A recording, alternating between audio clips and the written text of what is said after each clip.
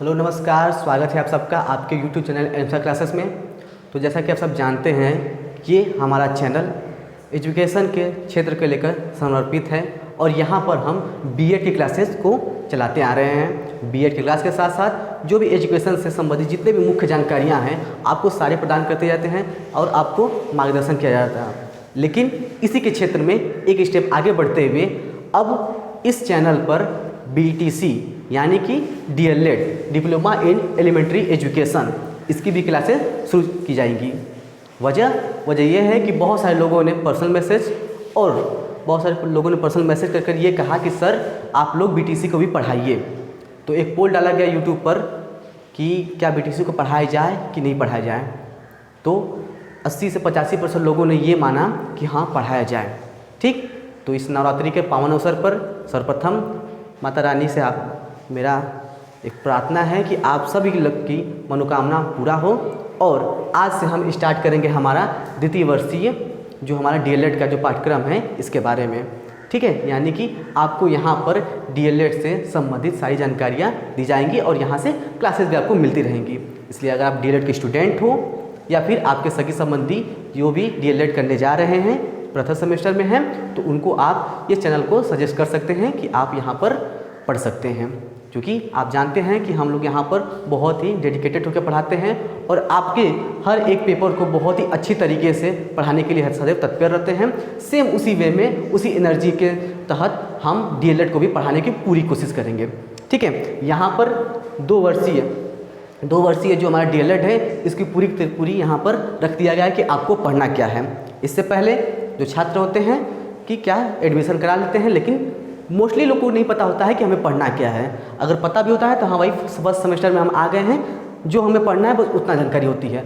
फिर धीरे धीरे जैसे आगे बढ़ते हैं, नेक्स्ट सेमेस्टर में जाते हैं तब हमको जानकारी रहती है। लेकिन सबसे अच्छी बात ये रहती है कि अगर आपको पूरा का पूरा यानी 2 साल जिस क्षेत्र में हमें बिताना है, अगर उसके बारे में पहले से पता होगा तो ये मुझे क्या लगता है कि सभी को ये बहुत ही उपयोगी होगा कि पहले से ही एक फ्रेमवर्क तैयार होगा कि हमें पढ़ना क्या है। ठीक है, उम्मीद है कि आपको ये बात समझ में आई होगी। तो चलिए आइए देखते हैं कि क्या है हमारा second semester, first semester, third semester, यानी ये सब जो 4 सेमेस्टर में बटा गया हमारा 2 साल में जो आप पढ़ने वाले हैं कौन कौन सा है। देखिए सैद्धांतिक विषय, ठीक है, सैद्धांतिक विषय में यहाँ पर first semester, second semester, third semester और फोर्थ सेमेस्टर के तहत बांटा गया है। सैद्धांतिक विषय फर्स्ट सेमेस्टर में पढ़ना है बाल विकास और सीखने की प्रक्रिया।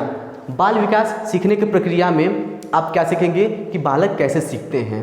ठीक है, उनके किस प्रकार से व्यवहार का अध्ययन किया जाता है। इस सीखने की प्रक्रिया के अंतर्गत आप कई सारे मनोविज्ञान जिनका शायद नाम आप पहली बार सुन रहे होंगे या फिर सुने होंगे, थॉर्नडाइक है, पावलोव है, ठीक है, वाइगोत्स्की है, इन सब जो विभिन्न प्रकार के जो मनोवैज्ञानिक हैं इनके सीखने के नियम के बारे में पढ़ेंगे। ठीक, तो ये हमारा फर्स्ट सेमेस्टर के सबसे पहले बातें कर रहे हैं। तो पहला हमारा इसमें होगा कि बाल विकास और सीखने की प्रक्रिया।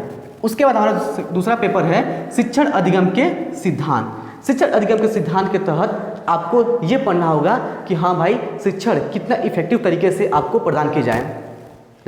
इसमें आपको क्या पढ़ना होगा, कम्युनिकेशन पढ़ना होगा, शिक्षण के मेथड पढ़ने होंगे, कई सारी प्रविधियाँ हैं, विधियाँ हैं, इन प्रकार से पढ़ने होंगे। ठीक है, तो इन सब विषयों के बारे में इन सब चीज़ों के बारे में हम शिक्षण अधिगम के सिद्धांत के बारे में जानेंगे। सबसे पहले हमने उठाया है फर्स्ट सेमेस्टर, तो इस बात का ख्याल रहे कि फर्स्ट सेमेस्टर में हमें क्या क्या पढ़ना है। फर्स्ट सेमेस्टर का हमारा 2 कंप्लीट हो गया है, पेपर 1 और पेपर 2। उसके बाद आता है हमारा सामान्य विषय।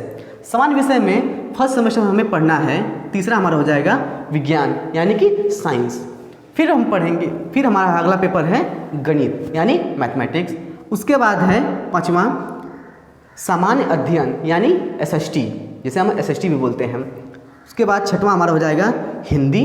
7वां में हमारा आपको इस बात को ध्यान देना पड़ेगा कि 7वां हमारा संस्कृत या उर्दू में से कोई भी आप एक ले सकते हैं। ठीक है, फर्स्ट सेमेस्टर की बातें हो रही हैं तो संस्कृत या उर्दू में से कोई एक चूज करेंगे। उसके बाद हमारा 8वां पेपर हो जाएगा कंप्यूटर शिक्षा यानी कंप्यूटर के बारे में पढ़ जाएंगे। तो ये हमारे 8 पेपर फर्स्ट सेमेस्टर में होंगे। यहाँ पर जो लिखा गया है कि कला, संगीत, शारीरिक शिक्षा, ये क्या है, इसको विषय अध्यापक ही पढ़ाता है आपका। ठीक है, वही नंबर देते हैं, इसका पेपर नहीं होता है। ठीक है। इसमें से आपको चाहे तो कला लीजिए, संगीत लीजिए, शारीरिक शिक्षा लीजिए, कोई आप इसमें से आप अपनी इच्छा अनुसार चूज कर सकते हैं, जो भी आपके कॉलेज में चल रहा होगा या फिर जो भी आप मैक्सिमम लोग या फिर जो अपनी इच्छा के अनुसार जिसमें आपकी रुचि होगी, ठीक है। उसके बाद हमारा आता है इंटर्नशिप, यानी कि 1 माह का इंटर्नशिप भी होता है। तो ये रहा हमारा फर्स्ट सेमेस्टर का लेखा जोखा। उसके बाद हमारा अगर द्वितीय सेमेस्टर को देखेंगे, द्वितीय सेमेस्टर में हम आएगा, सबसे पहले पढ़ेंगे वर्तमान भारतीय समाज एवं प्रारंभिक शिक्षा, यानी कि इस समय का जो किस तरह का सोसाइटी है, इंडियन सोसाइटी है, और जो प्रारंभिक शिक्षा है उसमें किस प्रकार से अपना योगदान दे रहा है या फिर किस प्रकार से हम बढ़ावा दे सकते हैं। बीटीसी बीएड की जो जंग है आप इससे वाकिफ़ हो चुके होंगे, ठीक है, जिसमें ये बताया जाता है कि जो बीटीसी वाले जो होते हैं वो बीएड वाले से ज़्यादा ज़रूरी है प्राथमिक के लिए। क्यों? क्योंकि इनको मेनली प्राइमरी के लिए फोकस के लिए पढ़ाया जाता है, ठीक है। तो इस बात का आपको ध्यान रहे कि आपको किस प्रकार से पढ़ना है।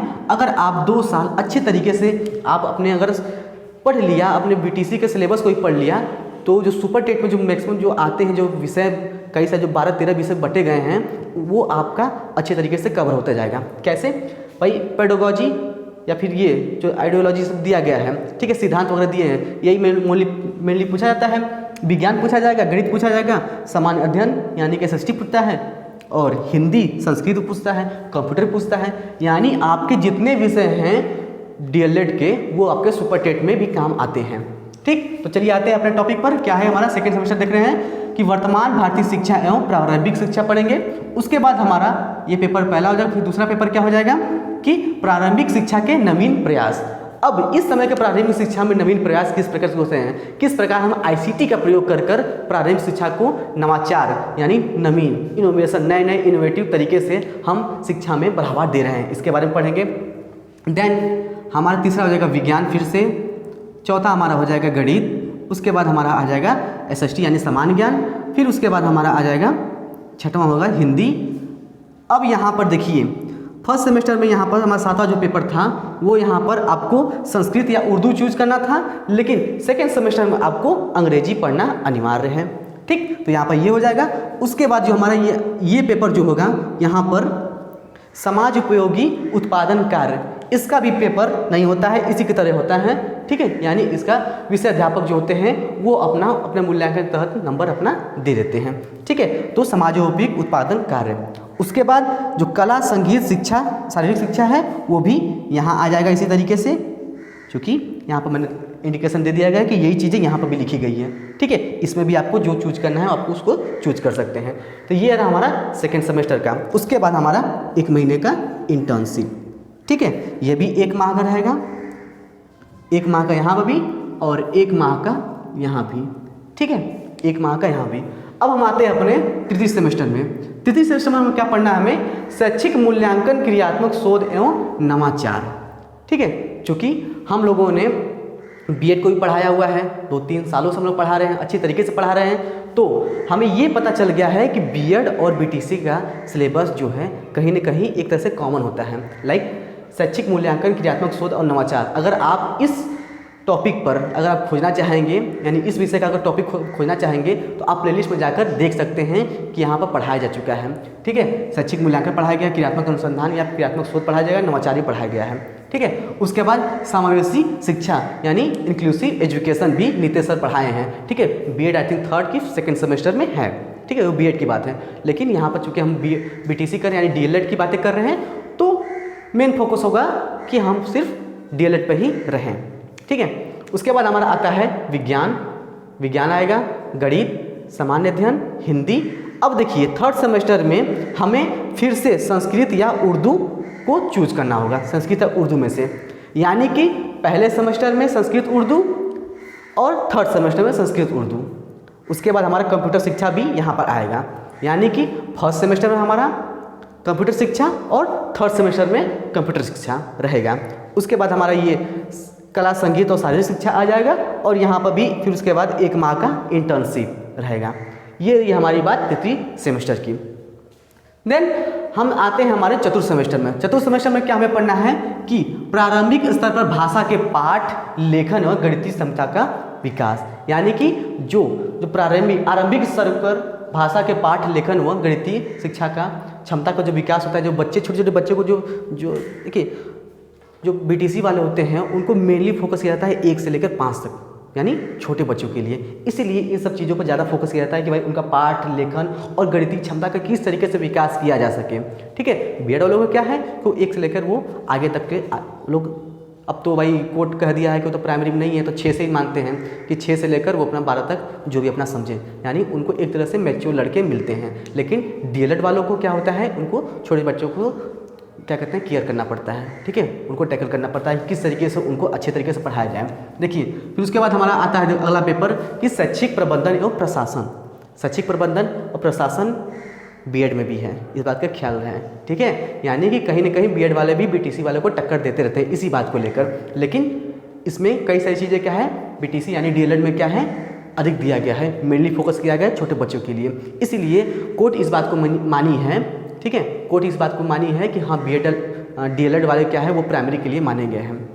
अब वो कोर्ट बाद में क्या निर्णय लेता है, हमने खुद बीएड किया हुआ है, लेकिन इस मामले में मैं कहीं ना कहीं डीएलएड को ही बोलूँगा कि हाँ ठीक है डीएलएड प्राइमरी में रहेंगे। लेकिन ये सरकार की गलती है कि जिसके पीछे हम लोग पिस रहे हैं। अगर सरकार बोल देती कि हाँ भाई प्राइमरी के लिए सिर्फ मान्य है तो ऑब्वियसली हम लोग डीएलएड ही करते हैं।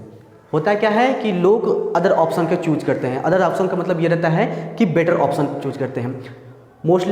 मोस्टली जितने लोग जो मेरे सेशन के थे, जो हम जिस सत्र में हमने पास किया था, उसमें क्या था जब नया नया आया था बोला गया कि हाँ भाई बीएड वाले क्या होंगे कि वो 1 से लेके 5 वाले में भी उनका मान्य रहेगा।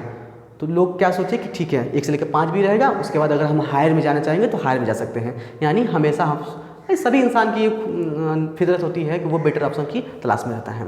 खैर ये तो अलग कॉन्फ्लिक्ट की बात है। अगला हमारा है कि विज्ञान है, फिर उसके बाद गणित है, सामान्य अध्ययन और हिंदी। एक बात का ख्याल रहे कि जो हिंदी है वह 4 सेमेस्टर में कॉमन है। ठीक, हिंदी 4 सेमेस्टर में कॉमन है। और यहाँ पर इंग्लिश यानी अंग्रेजी जो है, अंग्रेजी हमारा रहेगा 2nd सेमेस्टर में और 4th सेमेस्टर में। यानी अगर आप लिखना चाहेंगे तो इंग्लिश कर ऐसे करेंगे 2 4, यानी कि इंग्लिश जो रहेगा सॉरी 2रे सेमेस्टर में और 4th सेमेस्टर में रहेगा। कंप्यूटर शिक्षा जो रहेगी वह 1st सेमेस्टर में और 3rd सेमेस्टर में। यानी अगर आप कंप्यूटर को अगर ऐसे नोट करना चाहेंगे तो 1st सेमेस्टर और 3rd सेमेस्टर में रख सकते हैं। और यहाँ पर संस्कृत उर्दू जो है, इसको संस्कृत उर्दू भी कहेंगे, संस्कृत कर सकते हैं या फिर उर्दू कहेंगे। तो हमारा 1st सेमेस्टर में हो जाएगा और उसका 3rd सेमेस्टर में हो जाएगा, 1st और 3rd सेमेस्टर। ठीक है, उसी तरीके से शिक्षा, शांति शिक्षा और सतत विकास, एक पेपर ये भी होता है जो आपको पढ़नी होती है। ठीक है, और इसके बाद यहाँ पर जो इसका इंडिकेशन क्या है कि कला, संगीत, शारीरिक शिक्षा को पढ़ना है। और उसके बाद हमारा फिर से हमारा आ जाएगा इंटर्नशिप, यानी आपको 4 सेमेस्टर पढ़ने हैं, 4 सेमेस्टर में 1 महीने का इंटर्नशिप हर सेमेस्टर में करना है। यहाँ पे भी करना है, यहाँ पर भी करना है, यहाँ पर करना है, यहाँ करना है। इसीलिए बीटीसी वालों का ज़्यादा दावा मजबूत हो जाता है कि हमने इस क्षेत्र में ज़्यादा काम किया हुआ है। ठीक है, और रही बात यहाँ पर क्लासेस चलने की, तो मोस्ट ऑफ चांसेस है कि जो मनोविज्ञान की जो क्लासेस है वो नितेश सर पढ़ाएंगे, यानी ये विषय 1st सेमेस्टर की बात करें ये विषय पढ़ाएंगे। उसके बाद आनंद सर पढ़ाएंगे विज्ञान और गणित।